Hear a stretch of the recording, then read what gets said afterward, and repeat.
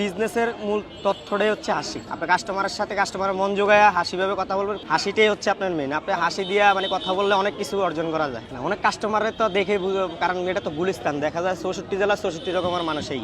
সবাইকে তো আমাদের দেখতে দেখতে একটা অভ্যস্ত হয়ে গেছে যে কে কেমন দাম বলতে পারে বা কেমন মাল নিতে পারে। অনেক কাস্টমার আছে গেটে গুটে জায়গা, আবার অনেক কাস্টমার আছে মনে করেন আমাদের ধরেন অনেক মাল আছে 70 টাকা 85 টাকা 90 টাকা কিনা আইসা 50 টাকা 60 টাকাও বলে।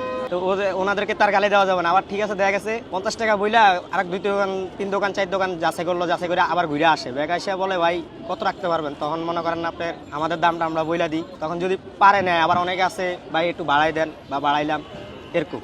না না, এটা তো গেলে তার আসবেন। আর গালি গালাজ করলে তো বলবে যে না উনি খারাপ ব্যবহার করছে, আমি যে দোকান থেকে ভালো ব্যবহার পাইব ওই দোকান থেকে নিয়ে নিবে। রাগারাগি করা মানে মাল বিক্রি করা পসিবল না। অনেকের ক্ষেত্রে আপনার বোঝা যায় যে উনি একটু রাগ করতে পারে বা দাম একটু বেশি চাইলে ওনার কাছে উনি একটু রিয়েট দেখতে পারে, রিয়েট করতে পারে যে তুমি এত চাইলা কেন, এত এত তো দাম না এটার, এত বেশি চাইলা কেন, এটা তো বেশি চাইলা। তখন ওনাদেরকে হাসি মুখে বলি যে দেখেন দামাদামি করাটা শূন্য।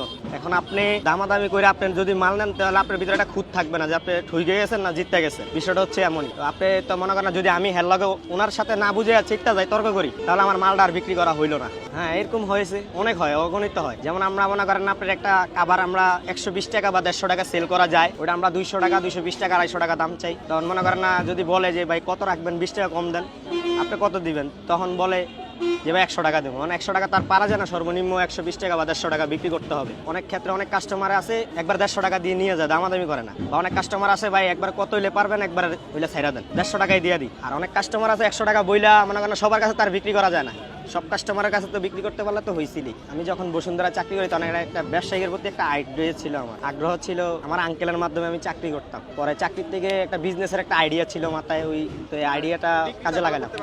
চাকরির সময় দেখছি যে কিভাবে কথা বলতে হবে, কিভাবে হাসি মুখে মানুষের মন জয় করতে হবে, এই জিনিসটা ঢুকে গেছে আর কি ভিতরে। আমরা বাই ফুটপাথ শোরুমের চেয়ে ফুটপাথ আলহামদুলিল্লাহ ভালো আছি, কারণ আমাদের অনেক কাস্টমার মানে প্রসেসিং ভাবে হ্যান্ডেল করা যায়, ফুডের চেয়ে প্রসেসিং ভাবে হ্যান্ডেল করা যায় অনেক কাস্টমার। বেশিরভাগ আইফোন ইউজারের সাথে, আইফোন ইউজার যারা না ওনাদের সাথে একটু মানে আপনার আন্ডারস্ট্যান্ডিং হয় না। যেমন আইফোনের একটা কাভার আমাদের পাইকারি 200 থেকে 250 টাকা পাইকারি কিনেই, তো ওই কাভারগুলোই আইসা বলে 70 টাকা 80 টাকা 50 টাকা এরকম। আইফোন ইউজার যারা না ওনাদের কাছে বেচতে মানে আমাদের একটু টাফ হয়ে যায়।